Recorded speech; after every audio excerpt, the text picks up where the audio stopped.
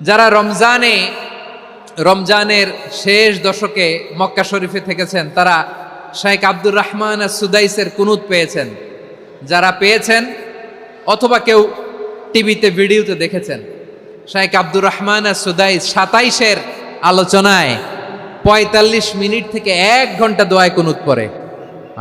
আল্লাহুম্মা হদিনা ফিমান হাদাইত ওয়া আফিনা ফিমান আফাইত ওয়া তাওয়াল্লানা ফিমান তাওয়াল্লাইত ওয়া বারিক লানা ফিমা আ'তাইত ওয়া কিনা ওয়াসরিফ আন্না বিরহমাতিকা শাররা মা কাদাইত ফাইন্নাকা তাকদি বিল হাক্কি ওয়া লা ইয়াকদা আলাইক। এমন ভাবে হেরেম শরীফে মক্কায় শেখ আব্দুর রহমান সুদাইস দাঁড়িয়ে হাত তুলে লক্ষ লক্ষ উমরা পালনকারীদেরকে নিয়ে এক মুনাজাত ধরে কাঁদতে কাঁদতে মানুষ বেহুশ হয়ে যায়। দোয়ার কথা শুনে গায়ের লোম খাড়া হয়ে যায়, হৃদয় বিগলিত হয়ে যায়, চোখ দিয়ে দাঁড় দাঁড় করে পানি নামতে থাকে। 27-এর রাতে মক্কায় শেখ আব্দুর রহমান সুদাইসের দোয়ায় কুনুত যদি শোনেন, অনুগত হয়ে আল্লাহর কাছে চাওয়াকে বলে কুনুত। আল্লাহ বলেন আল কানিতিনা ওয়াল কানিতাতি, অনুগত বান্দাদেরকে আমি পছন্দ করি। এরপরে আল্লাহ তাআলা বলেন আল কানিতিনা ওয়াল কানিতাত, অনুগত নারী ও পুরুষ, অনুগত obedient to Allah, they present their highest loyalty to Allah, যারা আল্লাহর সামনে নিজেদের আনুগত্যের সর্বোচ্চ নমুনা পেশ করে, যারা আল্লাহর সামনে অনুগত হয়ে অটল থাকে, আল্লাহর আনুগত্যে নিজেকে যারা পেশ করে তাদেরকে বলে কানিতিন কানিতাত, অনুগত বান্দা এবং বান্দি, অনুগত পুরুষ এবং নারী। ওয়াল কানিতিনা ওয়াল কানিতাত, অনুগত বান্দা বান্দিদেরকে আল্লাহ বড় ভালোবাসেন। আল্লাহ বলেন হাফিজু আলাস সালাওয়াতি ওয়াস সালাতিল ওয়াসতা ওয়া কুমু লিল্লাহি কানিতিন, তোমরা নামাজগুলোকে যত্নের সাথে আদায় করো, বিশেষ করে মধ্যম নামাজ, আসরের নামাজ। আর আমি আল্লাহর সামনে যখন দাঁড়াবা, আমি আল্লাহর সামনে যখন দাঁড়াবা অনুগত হয়ে দাঁড়াবা। আল্লাহর সামনে নামাজে যখন দাঁড়াবো অনুগত হয়ে দাঁড়াবো। অনুগত, আনুগত্যের সর্বোচ্চ টুকুন আমরা আল্লাহর সামনে পেশ করব। কেমন করে নিজের আনুগত্য প্রকাশ করতে হয় প্রিয় ভাইয়ের, আসুন বিষ্ণু ঈসা ইসলামের জীবনী থেকে দেখি।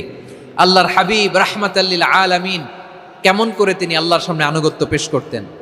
আম্মা জানা আয়েশা রাদিয়াল্লাহু তাআলা আনহা বলেন, কানা ইয়াকুমু মিনাল লাইলি হাত্তা তাতাফাত্তারা কদামা, আমার নবী তাহাজ্জুদের জায়নামাজে যখন দাঁড়াতেন এত লম্বা সময় দাঁড়িয়ে দাঁড়িয়ে তিনি কিয়াম করতেন, কেরাত পড়তেন। দাঁড়িয়ে থাকতে থাকতে থাকতে থাকতে আমার নবীর বরকতপূর্ণ, আমার নবীর মুবারক পা দুটো এরকম ফুলে যেত। আমার নবীর পা গুলো ফুলে যেত দাঁড়িয়ে থাকতে থাকতে, বিষ্ণু ঈসা ইসলামের পা ফুলে যেত। আম্মা জান আয়েশা এটা খেয়াল করতেন। খেয়াল করে বলতেন, ইয়া রাসূলুল্লাহ কদ গফারাল্লাহু লাকা মা তাকদ্দামা মিন যামবিকা ওয়া মা তাআখার।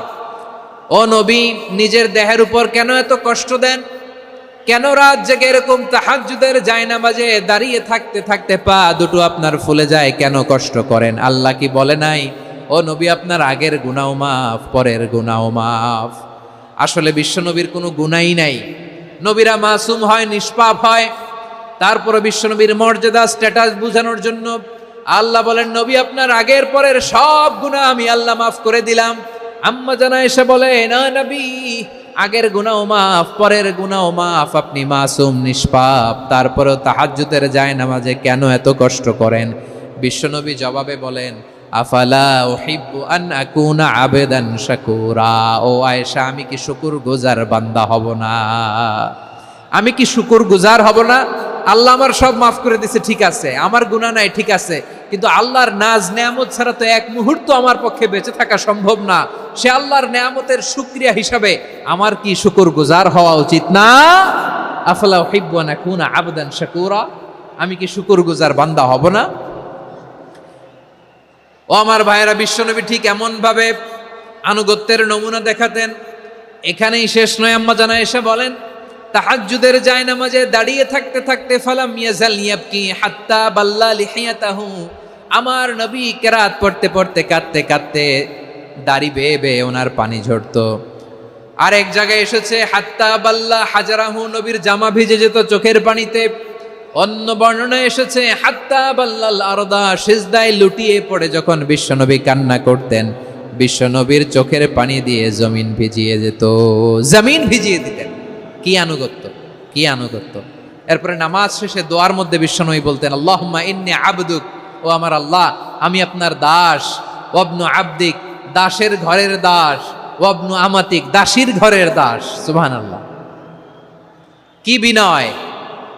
দোয়াতে বলতেন, আল্লাহ আমি আপনার দাস, দাসের ঘরের দাস মানে আমার বাবা আব্দুল্লাহ আপনার দাস, দাসীর ঘরের দাস মানে আমার মা আমিনা আপনার দাস। সুবহানাল্লাহ। নাসিয়াতি বিয়াদিক, আমার মাথার চুলের ঝুঁটি আপনার হাতের মুঠোয়, আপনি যেখানে টানেন ওইখানে আমি যেতে বাধ্য। আপনি আমার চুল ধরে ডানে টান দিলে আমি ডানে যাই, বায়ে টান দিলে আমি বায়ে যাই, আমার কোনো ক্ষমতা নাই, সব ক্ষমতা আপনার। দেখেন, যেই নবীর কোনো গুনাহ নাই উনি দোয়ার সময় বলতেন, আল্লাহ আমি আপনার দাস, দাসের ঘরের দাস, দাসীর ঘরের দাস, আমার মাথার চুলের ঝুঁটি আপনার হাতের কবজার ভিতরে, এদিকে টান দিলে আমি এদিকে যেতে বাধ্য, ওদিকে টান দিলে ওদিকে যেতে বাধ্য। যেই নবীর কোনো গুনাহ নাই নামাজে দাঁড়িয়ে থাকতে থাকতে পা ফুলায় ফেলতেন। যেই নবী নিষ্পাপ, কোনো গুনাহ নাই, কাঁদতে কাঁদতে দাড়ি ভিজায় ফেলতেন, জামা ভিজায় ফেলতেন, সিজদায় পড়ে জমিন ভিজায় ফেলতেন। পড়েন সুবহানাল্লাহ। তাহলে আমাদেরকে কেমন অনুগত হওয়া উচিত? আমাদেরও তো গুনাহ নাই নাকি?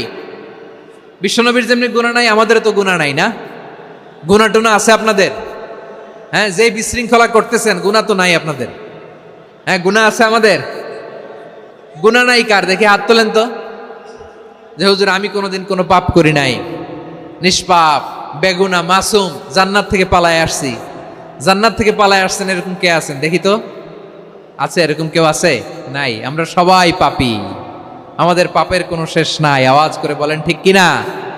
তাহলে আসুন আমরাও বিশ্বনবীর মতো অনুগত হই, অনুগত হয়ে আল্লাহর কাছে চাই। আল্লাহ বলেন, قد أفلح المؤمنون الذين هم في صلاتهم خاشعون। সফল হয়েছে ওই ব্যক্তিরা যারা ঈমান এনেছে আর যারা নামাজের মুসল্লায় যখন দাঁড়ায় তারা বিনীতভাবে আল্লাহর সামনে দাঁড়ায়। নামাজের জায়নামাজে যখন দাঁড়াবো আমরা ভাববো হতে পারে এটাই আমার জীবনের শেষ নামাজ। আমার কলিজার টুকরা ময়মনসিংহের ভাইয়েরা, এই চিন্তাটা নামাজে যখন দাঁড়াই, এই চিন্তাটা মাথায় রাখা যাবে? যাবে? যখন দাঁড়াবো ভাববো হতে পারে this could be my last and final সালাত, হতে পারে এটাই আমার জীবনের শেষ নামাজ। ঠিক কিনা বলেন? তাইলে অন্তরে খুশু আসবে। অনেকে বলে হুজুর নামাজে দাঁড়াই মনে থাকে না, কয় রাকাত পড়ছি ভুলে যাই, কি পড়ছি ভুলে যাই, দিন দুনিয়ার কথা খেয়াল আসে, সারা দিন যেটা মনে করতে পারি না নামাজে দাঁড়াইলে ওটা মনে পড়ে। এরকম আছে না নাই? আমাদের ঢাকায় হয় এটা, আপনাদের ময়মনসিংহে এটা হয় না? না, আপনাদেরও হয়। নামাজের মধ্যে সব কথা মনে পড়ে। এজন্য মনে করতে হবে এটাই হতে পারে আমার জীবনের শেষ নামাজ। খুশু, খুশু মানে হৃদয় এবং অঙ্গ প্রত্যঙ্গের স্থিরতা। এক সাহাবী নামাজ পড়ছেন আবার দাড়ি নাড়তেছেন, নামাজ পড়তেছেন এরকম চুলকাচ্ছেন। এই দৃশ্য দেখে বিশ্বনবী বললেন, ইন খাশাআত কলবুহু লা খাশাআত জাওয়ারিহু। তার অন্তরে যদি খুশু থাকতো ওই খুশুর প্রভাব তার হাতে পায়েও দেখা যেত। এই সাহাবীর অন্তরে খুশু নাই, ফলে তার হাত নড়ে, পা নড়ে, দাড়ি সোজা করে, টুপি সোজা করে। এরকম মুসল্লি আমাদের মসজিদগুলোর ভেতরেও আছে না নাই? নামাজ পড়ে, দাড়ি নাড়ে, জামা ঠিক করে না। নামাজে যখন দাঁড়াবো খুশু খুদুর সাথে দাঁড়াবো, কারণ আল খাশিঈনা ওয়াল খাশিআত, বিনীত বিনীত বান্দিদেরকে আল্লাহ পছন্দ করে। আবার আল্লাহ বললেন, আমার বান্দিদের মধ্যে ওলামারা আমারে বেশি ভয় পায়, তাদের হৃদয়ে খুশু বেশি। কার কথা? ইন্নামা ইয়াখশাল্লাহ মিন ইবাদিহিল উলামা। আল্লাহর বান্দাদের মধ্য থেকে আলেমরা আল্লাহরে বেশি ভয় পায়। যারা জ্ঞানী, যার হৃদয়ে কোরআন সুন্নাহর জ্ঞান আছে, তারা আল্লাহকে বেশি ভয় পায়। এজন্য আল্লাহর ভয় আমাদের হৃদয়ে থাকার দরকার আছে না নাই? যাদের হৃদয়ে আল্লাহর ভয় আছে তাদেরকে পছন্দ করে কে? যাদের হৃদয়ে আছে আল্লাহর ভয়, তারা কবু পথে ভুলে যায় না। আল্লাহর প্রেম ছাড়া এই দুনিয়ায় কারো কাছে কোনো কিছু চায় না। রাতের আধারে যারা সেজদাতে রয়, দু চোখের শ্রুতে নদী যেন বয়। ছলনার হাছানি যতই আসুক, পেছনে ফিরেও সে তাকায় না। পড়েন সবাই। যাদের হৃদয়ে আছে আল্লাহর ভয়, তারা কভু পথ ভুলে যায় না। আল্লাহর প্রেম ছাড়া এই দুনিয়ায় কারো কাছে কোনো কিছু চাই না। ঠিক কি না? আল খাশিঈন আল খাশিআত, আমাদের হৃদয়টা থাকুক আল্লাহর ভয় দিয়ে সমৃদ্ধ। আমরা চাই কি চাই না? আল্লাহর ভয় যার হৃদয়ে থাকে সে কখনো পদস্খলিত হয় না।